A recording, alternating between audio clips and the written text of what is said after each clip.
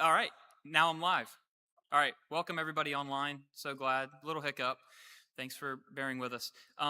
So before we get into some things tonight, um, two questions. Actually, one question, and then something for the upcoming weeks. Number one, um, just getting your opinion because I'm kind of using you all as guinea pigs tonight. But what did you think of the lobby and the new layout?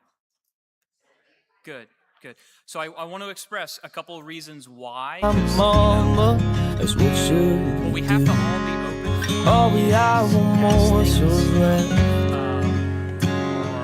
something told me that my mama believed this preacher. People are walking past our welcome desk because it's just slightly off to the left. Now we put it to where they have to run right into it. And so if you're a greeter on the greeting team, big smiles. You got to be in a good place on Sunday morning when you come in here because you're the first people besides the greeters and that you get to welcome them. So that's a real blessing. The other thing is, I don't know if you've noticed, but over to the left, when you walk into the left, we've put our sign-ups over there. That can help the welcome team also say, hey, if you're interested to sign up, it's right here rather than, hey, it's back by the cafe. Okay? So we're just playing around with a few things. And one of the things, the only concern that people had was we always want to make sure we have some level of seating for some of our elderly who really can't make it from their cars to the sanctuary without having to take a little break. So we had to take one white chair away, but we're adding a bench in the vestibule. So we're actually adding seating. So I think it's going to go well. So be praying for that. We might just give it a test run on Sunday. We'll have to see, but that's good. Okay, so that was the first thing, and I didn't get any negatives. If anybody does have a negative and you don't want to voice it because you are the minority, just talk to me afterwards. Sorry to state it, but based off all the smiles I saw. The other thing that I wanted to mention to you is the first 2 Wednesdays of July, we're going to take a little break from our Wednesday night service, okay? So the reason is I'm going to be on vacation. And I thought, this could be a time, let's just take a midsummer little reprieve. I believe that is the 8th and the 15th of July. So next week, July 1st, if you can believe it, we're in July already. July 1st, next Wednesday, we will meet. And then the following 2 Wednesdays after that, we will not. Okay? So we'll make sure to actually send out emails and whatnot for... What's that now? You're just going to come in anyway? Steve has volunteered to speak. He'll be oh, that'd be funny, brother, because you'd be in some interesting chapters. We got some fun stuff coming up, so yeah, it sure will. Nah, understatement, right? All right, so we're a little bit behind, and we have some good scriptures that we're going to look at tonight. So we're going to be in Exodus chapter 22. And we are continuing to look at the ordinances of God and Him giving these ordinances to the sons of Israel. Really quickly before I pray, not every law is an ordinance, but every ordinance is a law. And when we talk about laws, they can be severe, wide-ranging. They have a wider scope. Your ordinances can be on a smaller level. So this is why ordinances and both laws are like the rules for the people, okay? And we are actually, where we are, is picking up where we left off from last week, and we're just hammering through some more ordinances, and we're going to stop, and then next week we just pick up with more ordinances. So there's a lot going on here. It's actually really, really good. So let's go ahead and jump into this. So, Father, we thank you so much for this night. We thank you for your word. Thank you for the beauty of the scriptures and how even though you are giving these to the sons of Israel, it really echoes your heart, and we can and should learn from them. So help us to have open minds, open hearts to receive all that you have for us tonight. In Jesus' name, amen. So, Tonight, some of the ordinances that we're going to be covering is we're going to be looking at property and personal responsibilities with that, protecting social relationships. Now, that's going to be quite interesting, and you'll see when we get into social relationships and why that's very important. Restraining greed and protecting the bankrupt. And then finally, it's going to end up with talking about guarding holiness, okay? So all of these things you're going to see are very, very enlightening, very, very interesting. But I do invite you, keep an open mind, an open heart to what we're going to address, all right? So, verse 1. It says, if a man steals an ox or a sheep and slaughters it, or sells it, he shall pay 5 oxen for the ox and 4 for the sheep.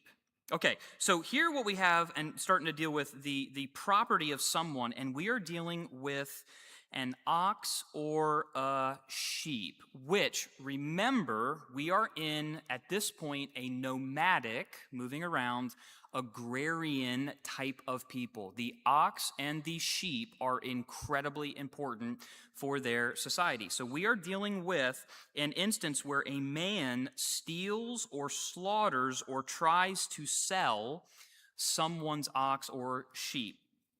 And the penalty for that is 5 oxen for the ox and whatever was tried to be done, or 4 to 1. So we have a 5 to 1 ratio or a 4 to 1 ratio. Now, I don't know about you, but that sounds pretty steep. And what you're going to find is it is the steepest in all that we are covering besides the death penalty being given out to various infractions. So this is the steepest. Why is it so steep? Because the ox and the sheep, the money makers for the people, were so integral to their society. If you have a steep penalty for something, it is to provide a tremendous deterrent for people trying to commit this act, okay? I would like for you to be thinking about this because one of the questions that I have for you at the end talks about deterrents in society. And how are they good? How can they not be good? You'll see this coming up in just a second. So here this has to do with a personal property. Verse 2, it says, if the thief is caught while breaking in and is struck so that he dies, there will be no blood guiltiness on his account. But if the sun has risen on him, there will be blood guiltiness on his account. He shall surely make restitution if he owns nothing, then he shall be sold for his theft. If what he stole is actually found alive in his possession, whether an ox or a donkey or a sheep, he shall pay double. Okay, so we've moved away now to thievery and talking about the breaking in.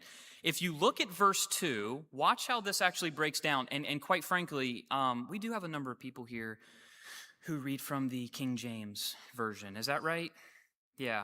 You're going to find with the King James Version, it can be a little confusing how it says, I think it says, there shall be shed blood or something of that nature. Is that how it reads? Instead of blood guiltiness? There shall be bloodshed for him. Here, let me break it down and tell you what it's talking about, okay? So look at verse 2. It says, if the thief is caught while breaking in and is struck so that he dies, there will be no blood guiltiness. In other words, you will not, the person whose home he's broken into, would not be found guilty of shedding that person's blood. The thinking is, because of the very next verse, hey, but if the sun has shone on him. So verse 2 is implying there's a break-in at night. Now, remember, nomadic peoples, they've probably blown out their torches for the night. You just don't flip the switch on. Why is there the allowing of lethal force? Think about it. Someone breaks in at night. You do not know their intentions. You do not know if they have a weapon. You do not know if they're trying to steal something or inflict harm on you or your family. So lethal force is allowed. However, verse 3, if the sun has risen on him, then you actually can tell the intent to the most part. Do you see a weapon in their hands? Are they running away from you or whatever? Here it says there will be no blood guiltiness on his account. In other words, the law of proportionality comes into play here. So if somebody simply breaks into your home because they're trespassing, you can't kill them. It's basically, look, if they're running away and they've tried to take something, the law will deal with their thievery. They're going to have to pay restitution. But you cannot, simply because they've come into your house with no weapon, slaughter them. So there is this balance that's trying to be struck so we do not have this, hey, you hit me in the face, now I'm going to slaughter your whole family. We learned that last week with an eye for an eye, a tooth for a tooth. That's why that was put in. What's called the law of proportionality. You can't go beyond and have a more severe punishment. Now, if you look at the latter part of verse 3, he shall surely make restitution, and if he owns nothing, then he shall be sold for his theft. So he's busted for whatever he's taken. He will make restitution. However, if he doesn't own anything, they're going to sell him away, and he'll be sold. That money will then come to the person who's been wronged. Verse 4, if what he stole is actually found alive in his possession, whether ox, donkey, sheep, he shall pay double. Okay? So what you need to see in this, and you might say, who cares? I don't own sheep and oxen. What you want to see from this is the heart of God in maintaining social order. But think of it like this. In this context and in this setting, there are no prisons. And so what he's aiming to do here is maintain a deterrence for criminal activity, but also maintain a social order, and there's got to be restitution for what takes place. Okay?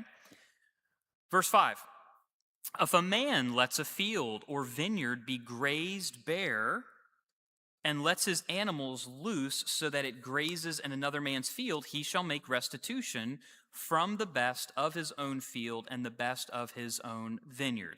In other words, you've let your field or vineyard be grazed bare. You need to take care of your own animals and watch what they're doing, that they don't go to someone else's property and graze on their stuff.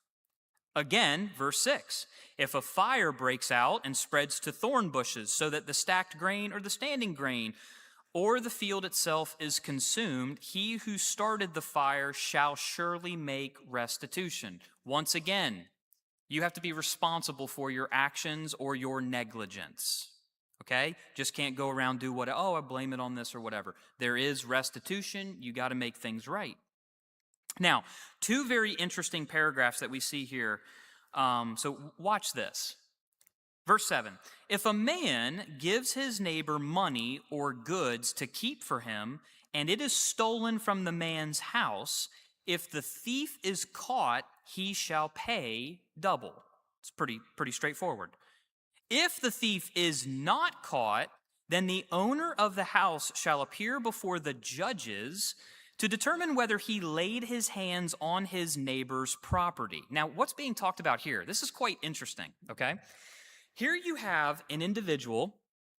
He's given his neighbor money or goods or something to hang on to it for him.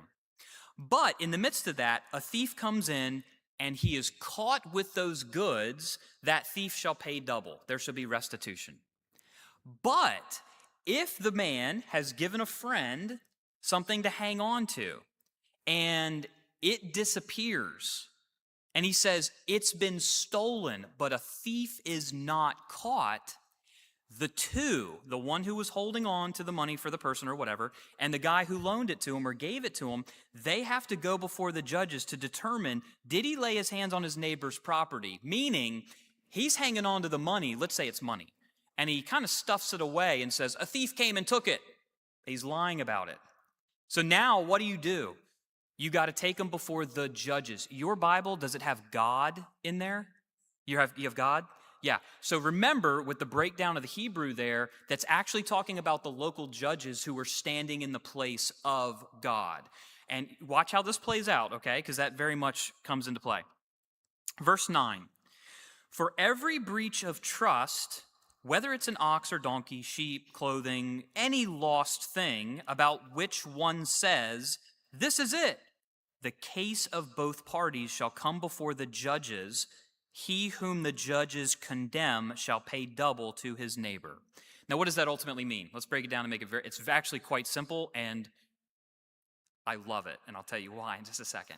So here you have this situation. The guy says the money was stolen. They don't catch a thief. The guy who gave it to him is a little suspect. What's really going on? They take it to the judges. Doesn't matter what it is, ox, clothing, money, they bring it before the judges, and if this guy who loaned the money to him says, no, he's got it, and this other guy's saying, no, I don't, it was taken. You don't know what's taken place. It's between the two of them. They have to come before the judges, and you actually see this in the next section. What takes place is they have to make an oath before the Lord. And they have to say, Lord, I didn't do this, or I promise, Lord, it was actually taken, because the Lord would ultimately intervene via divine judgment, sickness, or death. There was the fear, that's the real fear of the Lord upon those people at that point. Okay, nobody else knows what's going on. We're bringing both of you before the Lord, you make an oath, and God's going to work this out. And that's ultimately why it says here, come before both parties, the judges will make their decision, judges will condemn, and whoever is found to be guilty will pay double. And I got to tell you, I think there's in our day as Christians and stuff, we always want to have grace and all these things. I was reading over this, and I have to tell you very personally, I'm like, I love this. Because I cannot tell you how many times in my life, whether in ministry or quite frankly, and my wife is here and she can attest to this, how many times we're not around and the kids will come into the room and say, they said this or they did this. And the other one will say, no, I didn't. They said this and I did this. And neither one, nobody's there. And it's either between who said what. I don't know. And so they're here, and I'm going to tell you, the next time, you're going to have an oath before the Lord. And we're going to see what level of divine judgment gets poured out. This gave me great ideas, children. So I'm just messing. But it's amazing how much you can get into those situations. He said, she said, and man, I wish I was wearing a wire or some recorded thing, because you just don't know. Only the Lord would know. That's how you deal with that situation. Okay? Verse 10.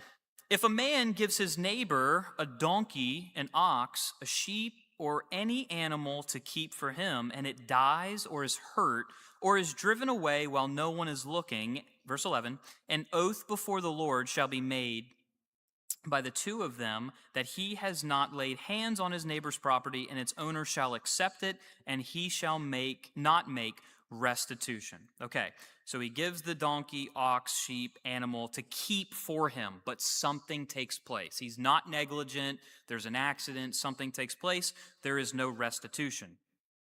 But if it is actually stolen from him, he shall make restitution to its owner, because he's not taking care of the property that he should have been watching over. Verse 13, if it is all torn to pieces, let him bring it as evidence. He shall not make restitution for what has been torn to pieces. Now, what in the world is that talking about? If you're watching that animal and beyond your control, I mean, we don't think like this in our day and age, but a wild animal comes and tears it up. Okay, I got to bring the pieces. Hey, I didn't do this. It was actually an act of a wild animal. Okay, that's where it says no restitution. You're not at fault for that. Okay? Verse 14, if a man borrows anything from his neighbor and it is injured or dies while its owner is not with it, he shall make restitution. Now, watch this. Here's something different. The previous section we were just looking at, an animal was given to be watched over. Here, it's borrowed, most likely in the context of what it's talking about here, it is actually borrowed that you use it for financial purposes. So, hey, can I borrow your ox to plow my field? I'm in need. But while the owner of that ox is not there, he's loaned it to him. If something happens, you got to make restitution. However, verse 15, If its owner is with it, he shall not make restitution. If it is hired, it came for its hire. So, hey, I need to borrow your ox to plow my field, but you're going to be right there. If something takes place, no restitution has to be done. Okay? So, here ends our property rights and restitution area. What you can see in this is you need to be responsible. You cannot be negligent. We do have to care for our things and for other people's things. And this is what really struck me about this. It's not just, you know how maybe it can be in our day and age, in our way of life. It's just kind of like me, my piece of property, and that's it. There is very much a communal heart in all of this. We got to look out for each other. I got to make sure I'm watching my animals. They don't go graze over there. Or if a fire breaks out, I got to be responsible because I got to otherwise make restitution. Okay? You following so far? I know it's thrilling. It's good, but look at this. 16, if a man seduces a virgin who is not engaged and lies with her, he must pay a dowry for her to be his wife. If her father absolutely refuses to give her to him, he shall pay money equal to the dowry for virgins. Now, I actually really, really like this one because what we're ultimately talking about here is the protection of women in this society, okay? So if a man seduces a virgin, if he woos a girl, she is not engaged, she's not betrothed, and they ultimately lie together so she is no longer a virgin, he then must pay the dowry. Remember when we talked about the marriage dowry? We've seen this back in the book of Genesis. The reason for the giving of this dowry, and he has to take her as a wife, is remember, in this time period, a woman who's a virgin is up here at the highest place of being able to be married off and having her future secure. But if you're not a virgin as a woman, you are way, way down, very hard to have you married off. So here's a situation where a guy, maybe he's a sweet talker, narcissist, or whatever, and they know the implications. Sleep together, she's no longer a virgin. He actually has to pay the dowry to the family. And why is that? It's because now you need to take this person on so she's not destitute, but you have to pay the family because they have just lost a laborer. So it's a hunk of a financial giving that is done to the family. But I love this. I want to tell you this. Because can you imagine a situation where this would take place? Can you imagine the type of man that would do this, knowing all of the implications of how that could impact a woman societally? I love that the next verse is there. If her father says, no, I am not going to allow her to go off with you, he still has to pay the dowry to the family. She stays with her father so she doesn't become destitute out in society. Financially, it's a big boost for the family with then the hopes that she could in the future get married off. But you could imagine what this could entail. See, we don't agree with it and it's really kind of off for the time period. A guy could literally go around and sleep with all these women and his status is not changed. It's looked down upon, yes, but it could be largely not as changed as a female, and she could be in a very, very bad place. This is the Lord saying, I'm looking out for the females. This needs to be done right. You follow that? I love that. I think it's really great. Verse 18, you shall not allow a sorceress to live. What's a sorceress? A witch, a medium, somebody in the dark arts, into spiritual things that are not focused on God, the death penalty for them. 19, whoever lies with an animal shall surely be put to death. This is a term called bestiality. Yes, this was taking place in pagan religions in Canaan. People having sex with animals. And you're going to find later in the law, both that person would be killed as well as the animal would be killed for that act. Do not do that. 20, he who sacrifices to any god other than the Lord alone shall be utterly destroyed. That's self-explanatory. We want to keep the focus on God, but there is the death penalty. Look at these things. I love these. We're going to go through each one. 21. You shall not wrong a stranger or oppress him, for you were strangers in the land of Egypt. Strangers, foreigners, take care of them. Be there for them. As the people of Israel, if a stranger comes in, you practice amazing hospitality to them. 22, you shall not afflict a widow or an orphan. You are to take care of those who are in the lower class, who have lost things. They don't have the family connections. You are to be there for them.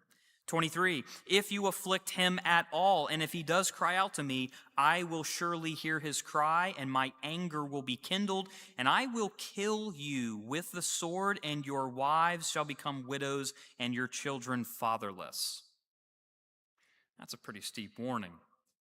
You take care of the strangers. You look out for them, as well as the widows and orphans, or else I'm coming, because they're going to cry out to me. God absolutely cares for the orphans, the widows, the foreigners, the strangers. That's what that means. 25, if you lend money to my people, to the poor among you, you are not to act as a creditor to him. You shall not charge him interest. Now, I got to tell you, this might be one of my favorite verses because I just don't like the whole interest. I understand why it's done in our world and stuff like that. I just don't care for it all that much. And what's fascinating about this, you got to understand the times. If somebody is needing to be lent money, it's because they're in a really financial hard place, and they are close to bankruptcy. And what God is saying here is, you can loan them and should loan them the money, but you cannot charge them an interest, which will only drive them into a lower place of destitution. And quite frankly, it breaks my heart because I find a lot of people, not all, but there can be situations now where you have people who need money for something and you get this high interest rate. And it's like you're taking advantage of people who really don't have the money to begin with. And this is all about taking care of each other. Do not charge interest to your fellow brethren, sons of Israel. Now look at this. If you ever take your neighbor's cloak as a pledge, you are to return it to him before the sun sets. For that is his only covering. It is his cloak for his body. What else shall he sleep in? And it shall come about that when he cries out to me, I will hear him, for I am gracious. So he needs to borrow something from you. So he gives the cloak as like collateral. Okay, all right, I'm going to hang on to your coat while you take my axe to work on this. But I'm still not done using it at the end of the day. Guess what? Remember, this is a human being you're dealing with. And it gets cold in the desert at night. Give him his cloak back, because that's the only thing he's got to sleep in. And I love it. It's less about treating people as a commodity or you're human beings. Care for them. Care for your brothers and sisters. That's the heart of God. He's going to hear if they cry out. Last couple verses. You shall not curse God, nor curse a ruler of your people. Do not be insubordinate. You shall not delay the offering from your harvest and your vintage. The firstborn of your sons you shall give to me. Why is this so important? We give the offering as we should give the best to the Lord. Why? It is a reminder to us that God is our provider of all things. So do not hold on to the offering. You are to give your firstborn son. You tell me really quickly, what does that mean? Is he talking about human sacrifice? Absolutely not. God is not about human sacrifice. Remember, we covered this? For the firstborn sons, they are designated for God, but he says you are to redeem them. 5 shekels given to the ultimate sanctuary. That's how you redeem the firstborn, but the firstborn belong to the Lord. Verse 30, you shall do the same with your oxen and with your sheep. It shall be with its mother 7 days, and on the 8th day you shall give it to me. The firstborn are for the sacrifice. It's with its mother 7 days. It gets its nourishment. You can see, is it okay? Is it worthy of being sacrificed? But on the 8th day, it can be designated as an offering unto the Lord. Finally, verse 31, you shall be holy men to me and women. Therefore, you shall not eat any flesh torn to pieces in the field. You shall throw it to the dogs. Why does this matter? Here's flesh out in the field. Number 1, It hasn't been bled properly. Could still have the blood in it. And number 2, you're to be a holy people. It could be unclean because it's actually rotting. Of utmost, they are called to holiness because they are a set apart people. Amen? All right. And then next week, we're going to pick right up with 23. So if you want to read ahead, we just keeps flowing with ordinances. Okay? Now, again, as you could tell, no pictures. Sorry about that. But I do have, I think, what amounts to some very interesting questions for you and how this could relate to today. All right? So, with this, what are your thoughts about a society using strong deterrence to dissuade criminal activity? Explain your thoughts and how strong should the deterrence be? Okay, so this goes back to the first one, the 5 to 1 ratio and 4 to 1. It's like, hey, that ox was like someone's John Deere tractor. And if it got stolen, I mean, that could really put them in financial hard time. So there's an incredible penalty, a strong deterrent. How should that be applied maybe in our society today? Number 2, where should a Christian stand on using lethal force in self-defense issues? What about proportionality? And remember, the proportionality was eye for an eye, tooth for a tooth. If they're just modern day, now we have the castle doctrine in Pennsylvania. So if someone breaks into your house, you can use lethal force. I believe, I could be wrong on that, but I think that's still the case. But if they don't have a weapon or they don't have this, but you feel threatened, you can obliterate them. As Christians, should there be an element of proportionality in this? Obviously, if they break in and they're running away, you can't shoot them in the back. But how do we deal with these lethal force and self-defense issues in our time period? Finally, should we as Christians treat the stranger, widow, and orphan the same way that is encouraged here? Why or why not? That might not be as easy as you think. It's like, oh yeah, of course. Well, what are the long-range implications of that? How well do you do treating the stranger, foreigner, widow, orphan? And me, I'm asking myself that too. Should we charge interest to those we loan to? Why or why not? All right? Any questions about the questions? Everybody still awake?